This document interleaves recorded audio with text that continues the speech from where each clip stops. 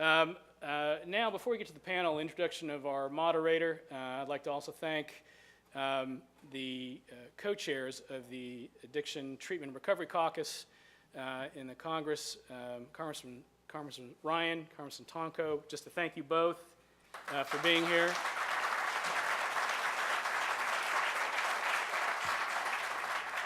And we count on their leadership in the Congress every day to talk about these issues and to ensure and know the power of recovery across the country. Now, without further ado, I'd like to introduce the moderator for a distinguished panel, and I think a real treat that we have coming up, the incomparable, the famous, the amazing Lori Dew.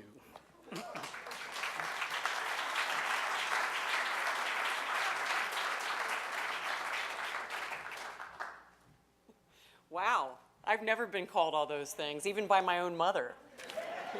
You know, I feel like shouting right now. Thank you. Thank you so much.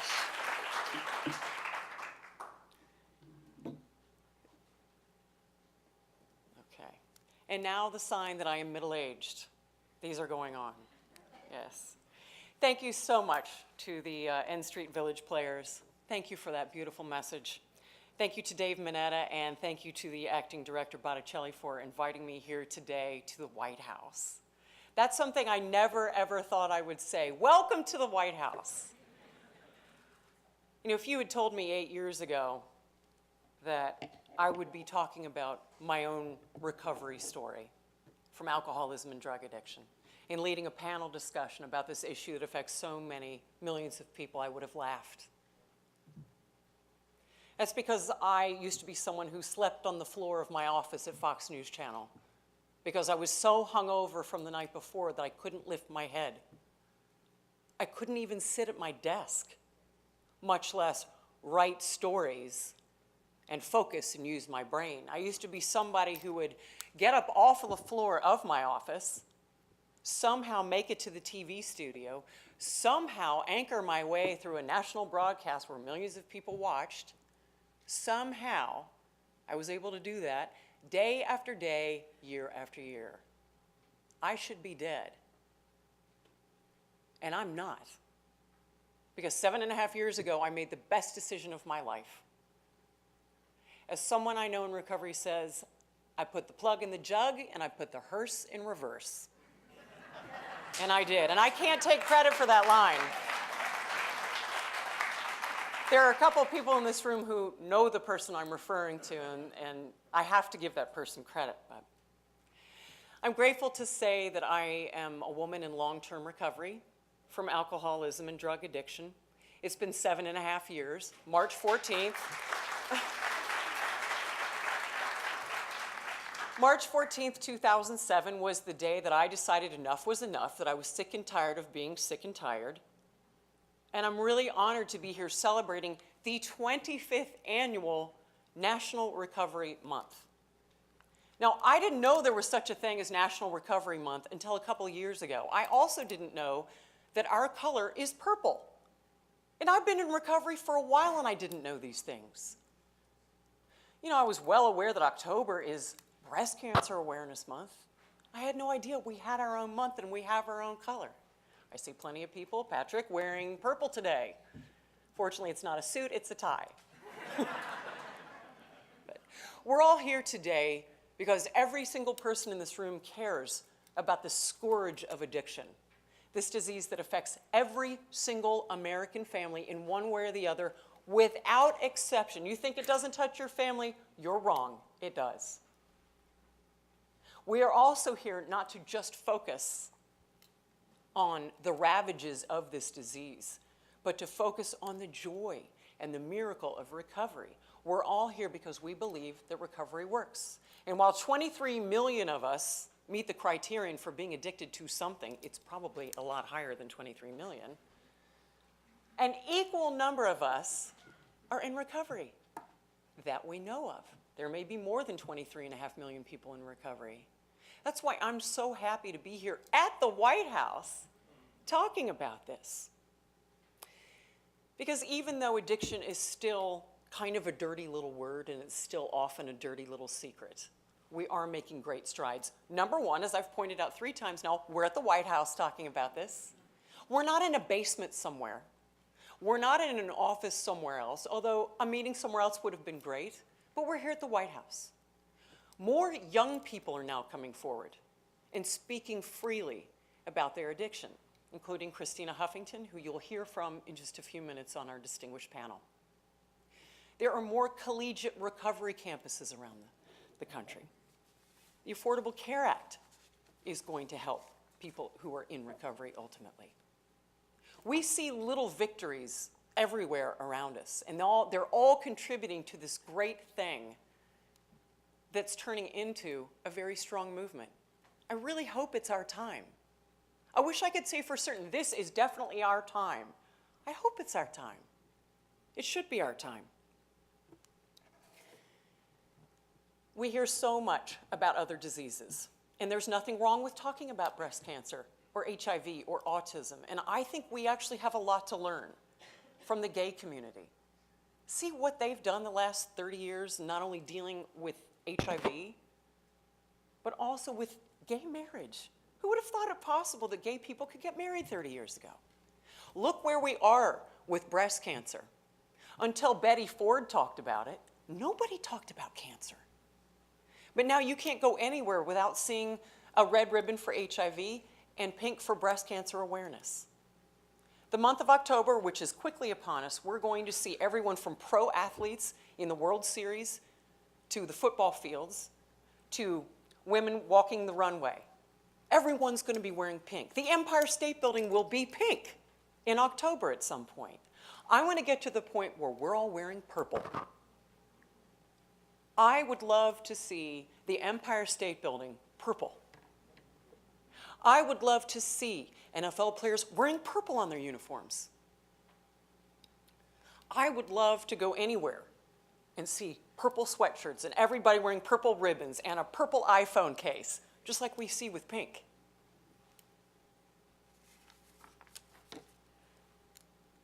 I think we're ready. I think we're ready as a community and as a society. And clearly being here at the White House, we're seeing just how committed this administration is to making this a priority. You know, a big part of this is about being public. I'm here today because I've been public for 3.5 years. Now, my story is a little different because I didn't choose to go public. I was outed in a very public way on the internet. Doesn't get much more public than that. But rather than burying my head in the sand, I took it as an opportunity. It was the best decision I ever made to go ahead and talk about it and go on the Today Show and go on Katie Couric. And now I work at a network, a very small TV network, where my boss is in recovery. He sees it as an asset, not a liability. He likes that I'm sober. My company likes that I'm sober. I brought 2 cameras today from my small network. They're covering this because they see how important it is. I think that so often people confuse anonymity with secrecy. And I think that secrecy is a very dangerous thing. I think that secrecy just perpetuates the stereotypes that we in recovery often face. You know, people think of addicts as people who live under a bridge, or they're an old man in a trench coat clutching a paper bag of whiskey. We're not that. We're so much more than that. I believe that speaking freely and openly about this disease, as well as the ways that we are fighting it, and talking about the power of transformation, is absolutely essential if we're going to make progress in ending the stigma. We are not bad people trying to get good. We are sick people who are trying to get better and get well.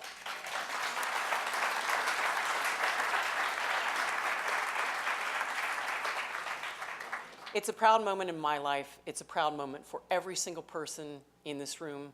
You are helping us fight this important fight. We've got a terrific panel coming up today. But first, we would like to show a videotape message from Stephen Ford, the son of our former President Gerald Ford and Betty Ford. So let's show that. Hello, I'm Steve Ford, the third son of President and Mrs. Gerald R. Ford, and I'm honored to be here, to be invited by the administration and the acting director to participate in this celebration of the 25th anniversary of Recovery Month. You know, I have to laugh a little bit thinking that it was 40 years ago, last month, that our family was blessed, honored to be part of the White House history when Dad took over the reins of this country back in 1974. It was about, I guess, 2 or 3 years after Dad got out of office that our family was affected by addiction, alcohol and drug addiction. My mother got in a terrible, dangerous habit of combining alcohol and prescribed medication. She had a very serious pinched nerve in her neck, and the combination of those two led to addiction and led to her life being tossed upside down and our family's life being turned upside down. At the time, it was tough. Education-wise, there just wasn't that kind of education out there. Doctors had minimal education in what the recovery community was all about. We had trouble finding a doctor who would diagnose her properly. Finally, we found a doctor who came to us and he said, we have this new cutting edge technique that we use, and it was called an intervention. And it's shocking. We'd never even heard that word before in regard to the recovery community. And you think, I mean, today, the hope and the education that has come so long over the last 35 years, today you have TV shows about intervention. So it's come a long way, and that's a very, very good thing. I will, I'll never forget the compassion, the grace, the love, the mercy that my dad showed my mother when we walked in that morning to do the intervention. And it was a tough thing on all of us, but particularly Mom. And Dad, he never let go of her hand. He let her know through the whole process that we were there, we loved her, and we wanted her to transform her life, and we wanted her mother back. And she did the work. She did the hard work to get sober through a 12-step program.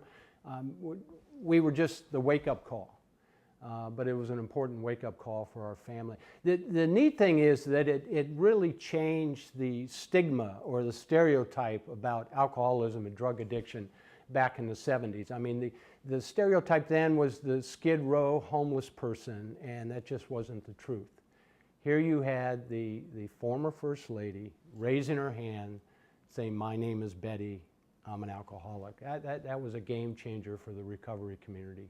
A lot of good things came out of it. After that, she started the Betty Ford Center, and we're proud to say that nonprofit center has treated over 90,000 families and individuals and transformed a lot of lives. Betty Ford's son should have been smarter. That would be me. And 10 years after Mom went through her recovery, I too had to raise my hand and say, "My name is Steve, I'm an alcoholic." And you would have thought Betty Ford's son would have known better. But that's how sneaky a disease it is. And I can remember, and just to let you know, my mother is just like every other mother in the country. I can remember when I went to my mom and I said, "Mom, I think I'm alcoholic." And she was just like every other mother in the country. And she said, "Oh my gosh, my son can't be an alcoholic. You can't be an alcoholic." And I literally had to say, "Stop, Mom, you can't be in denial. You're like, Betty Ford, and you're like the poster child for this thing." But, she was just like every other mother in the country and didn't want her kids to go through a terrible thing like that. I had a big safety net, bigger than most. And I think that's what this day is about. It's about providing a safety net for people all across this country that need to get into recovery. The analogy I would use is in my own sobriety. I've got 22 years of sobriety, the grace of God, and a good 12-step program, leadership of my mom. But it is a community problem, and it's a community solution. The idea is it's like a big fireplace, and a fire burning in that fireplace, and you take out one coal and you set it on the hearth, and eventually it goes out because it's all by itself.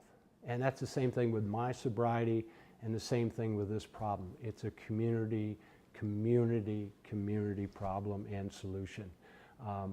I salute everybody that's on the front lines out there fighting this battle every day, and as we celebrate the 25th anniversary of Recovery Month.